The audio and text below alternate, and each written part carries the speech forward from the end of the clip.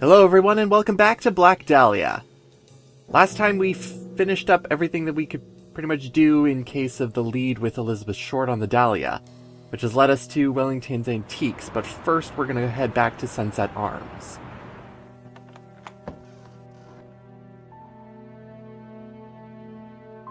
Come on in.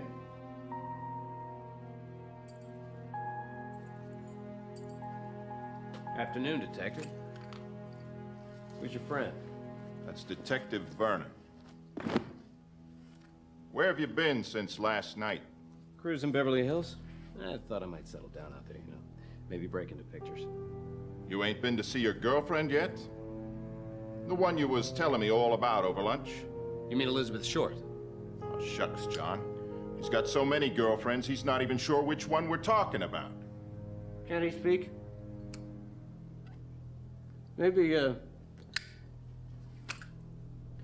you should tell me what this is all about, Detective.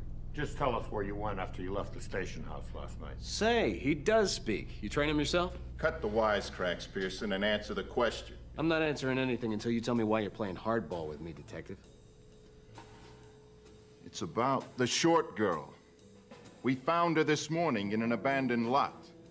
She'd been cut in two. Some sadistic bastard took his sweet time torturing the girl before he butchered her. Right now, you're our prime suspect, wise guy. So now that we've got the pleasantries out of the way, you mind telling me where you went after you left the station house? Yes, unfortunately our suspicions are correct. Yeah, Elizabeth's dead. Ah, hello sir. It's almost comical with that mustache on. But both of the options we need to go through anyways, so there really isn't much of an option when it comes to being interrogated now. Listen, you've got the wrong man. You want a man named Winslow. If you'd listen to my warnings, Detective, Elizabeth Short might be alive right now. Don't try to tell me how to do my job. I've put in 22 years here. I've seen some pretty nasty things, but nothing like that sick son of a bitch did to the Short girl. Winslow is a cold-blooded murderer. A cold-blooded murderer I could live with. This is something else. The guy cut her up, and he looked like he had fun doing it. Winslow did it! I'm sure of it. I checked around on this Winslow. No one's heard of him. No one's seen him. As far as anyone's concerned, Winslow never existed. But plenty of people have seen you, so let's try this again. Where did you go after you left the station house? And we're certainly not getting into the matter of the multiple other cases where this also happened many years ago. Yeah, maybe talking to the detective wasn't such a great idea after all. Especially when the story is too long and too deep for getting anybody else involved in this case. I was following up leads on my own investigation. What investigation would that be? You see, I did a little investigating of my own. After we talked, I put in a few calls to some boys I know in the military. State Department claims you haven't worked for them for months. My arrangements with the State Department have been pretty loose. I hunt war criminals for them. My men go straight to the Nuremberg tribunals. Yeah? There are a lot of Nazis roaming around L.A.? I already told you. I'm tracking a former SS agent. Oh yeah, that's right. X9. I forgot you were after the boogeyman. Let's quit crying, Wolf. You're holding out on me. You can tell me now, or I can take you down the station house and let Vernon take a crack at you. I guarantee you'll tell us then. So start talking. Where did you go after you left the station house? I was doing your job. Watch the mouth, asshole. One more time, Pearson. Then I let Vernon tap dance all over your face. Where were you last night? He was with me, Detective. Who were you? She's not... It's all right, Jim. I can handle myself. I'm Alice Casey. I'm staying in room 311. All right, Miss Casey. Let's say he was with you. Can anyone else corroborate this? Alice, I said it's okay, Jim.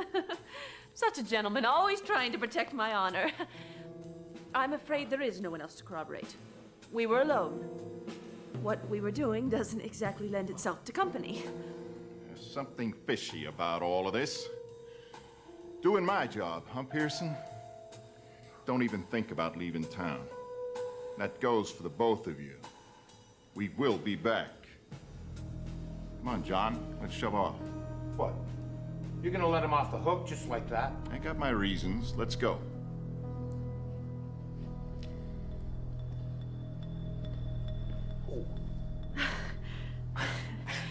Did I do all right, Jim? Alice, you're amazing. That was some damn fine acting. I think Mr. Goldman ought to be begging to put you in his picture. I did do all right, didn't I? You were great.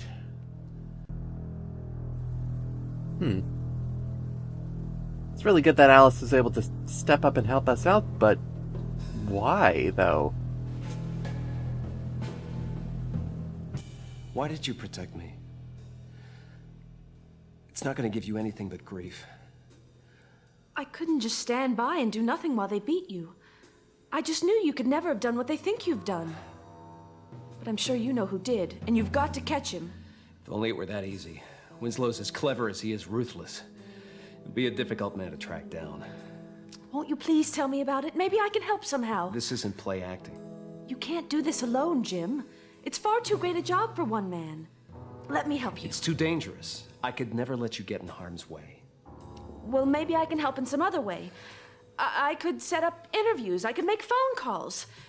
I know I'm new at this, but maybe I can think of some new leads. Two heads are better than one. I must be going crazy. Does that mean I can help?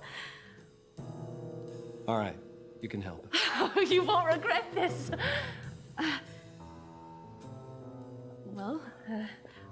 Where do things stand? Well, I have some solid leads on how to track down the Black Dahlia, but as for Winslow, that's another matter.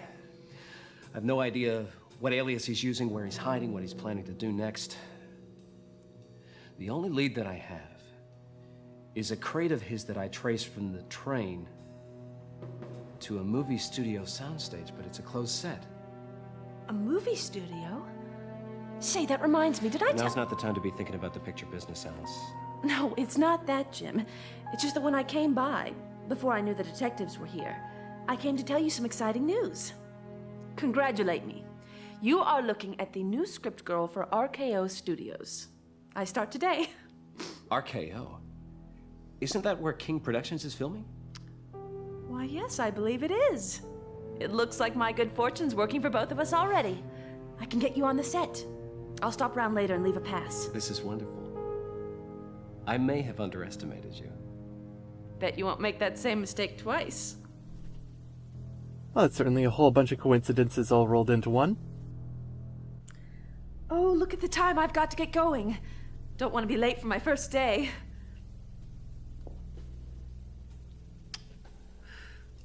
See you later, Jim. And so Alice leaves and gives us an opening for the place where we're kind of stuck at the moment. But it's going to be a little bit before Alice can give us a pass, so in the meantime, we do have another lead to follow up. Now, you do eventually have to go back to Sunset Arms at some point, but it's best to do it at this point before you go to the antique store, because afterwards you're just gonna go blindly to other locations until the path shows up. This gives us something a little bit more constructive to do.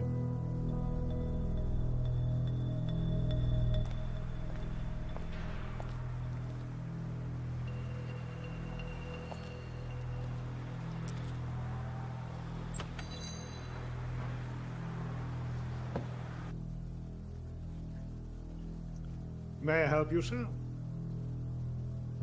And cut. Good.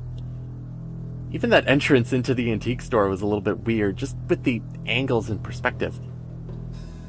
It certainly has a bunch of different things. Some things that we're able to even examine, like his wonderful watches and utensils. Why would you put that in the front display case? It's like you have nothing else to use. You can even look around. Oh, yeah, there we go. Yeah, you get a sing bass. Awesome. Alright. Let's We also got a bust back there. I'm not entirely sure which bust is that for. And I wouldn't have a ripped American flag in the back there. Customer. Yes. Wellington's Antiques, a very small little location for one reason and one reason only. Finding the Dahlia. Do you recall buying a somewhat unusual black gem? Would have had some strange markings carved into the surface and would have been sold to you by a dark-haired woman, very pretty, face that's hard to forget? Yes, sir. The young lady was remarkable, but not half as remarkable as that gem of hers. In all my years in the antique and curio trade, I have never seen an artifact such as that. Well, I'd like to buy it back. The young lady has had a change of heart. It was a gift from her late fiancé. Oh my, how awful. I'm afraid I can't sell it to you, sir. I'm willing to pay top dollar. No, it's not that. It's not that at all. I can't sell it to you because I don't have it. I sold it to another gentleman this very morning. And congratulations, we're now all screwed.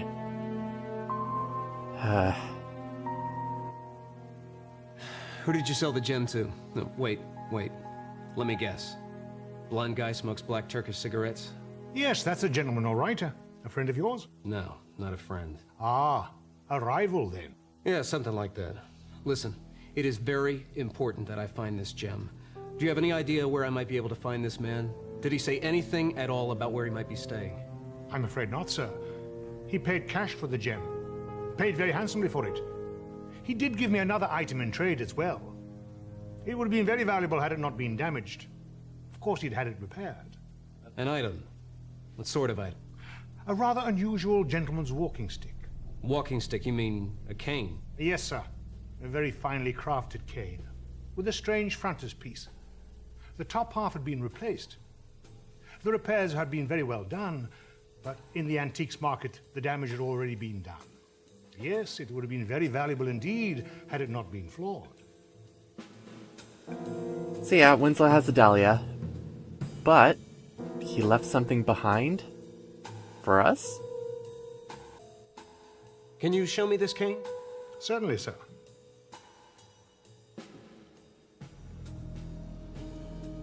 You can see the flaws in it.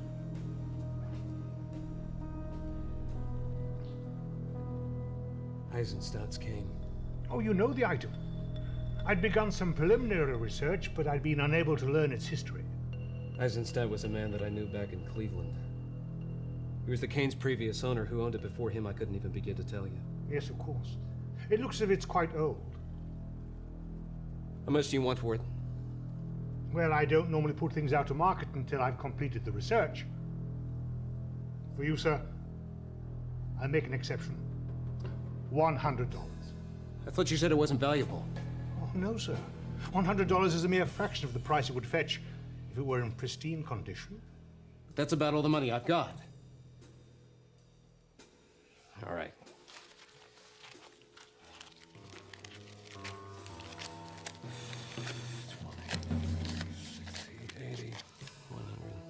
Thank you, sir. Thank you very much.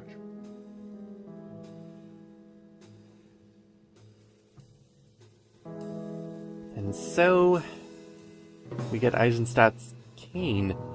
It's a really weird item for Winslow to have after all this time, because he pretty much just took the Dahlia and ran. It also serves as the change in atmosphere for the rest of the game and what puzzles we're going to be getting, because they're primarily fed by Winslow. Because he has the Dahlia, which means he has all the power. So, this cane, of course, is a little bit different because now it has a whole bunch of runes on it. This is the last time where you're going to be looking at the runes, don't worry about it, because the puzzle is actually not that hard to understand what you're actually supposed to be doing with it, because you're only dealing with a certain amount of runes. These runes correspond to, again, the 4 Knights of the Trinity that we are very familiar with at this point. So the Sorcerer, the Sergeant-at-Arms, the Herald, and the Scribe. Your job is to, based on the combinations of runes on each of the areas that you're able to turn, try and make a section of 4 columns of the runes match up appropriately. Personally, with me, I like to adjust it so that I'm actually dealing with the scribe runes, specifically.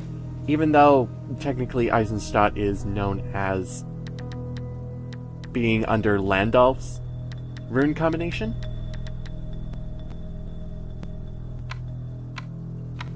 And once you have that all settled and done, it'll open up. And we get the actual item that Winslow wants us to have. It's a treasure map.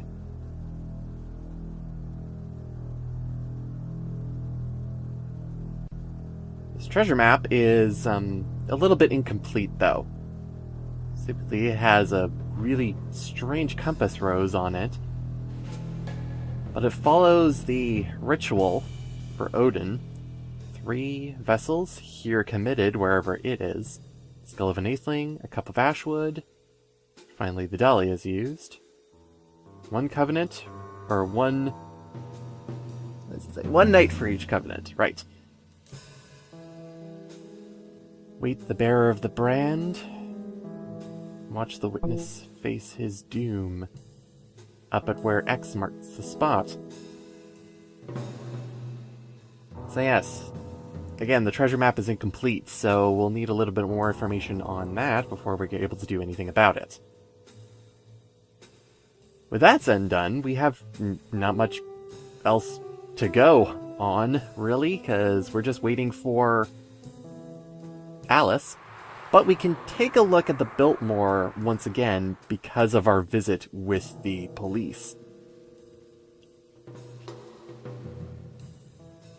Remember that I told you that Ike has more to say. Hear anything new? Your girl sure is popular. The coppers are upstairs casing the joint. If I was you, I'd scram. Thanks for the advice, pal. Hey, practically paid for my retirement. It's the least I could do. And that's all for Ike. And yes, that also means that we're also not able to actually go up the stairs anymore and deal with Maxwell and Vernon. Not that we ever want to. So with that, not much left to do other than head back to Sunset Arms and see if Alice dropped the pass by.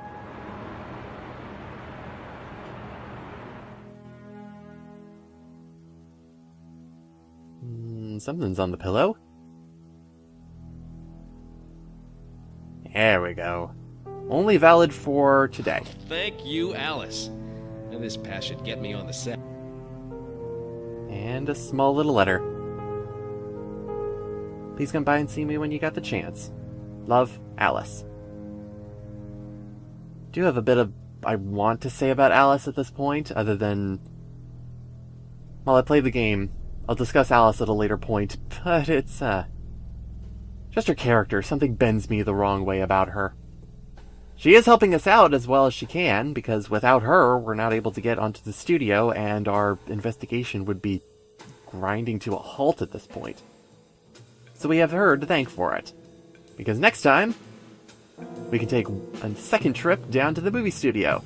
And this time, actually see where we can get to at this point. See you next time, everyone.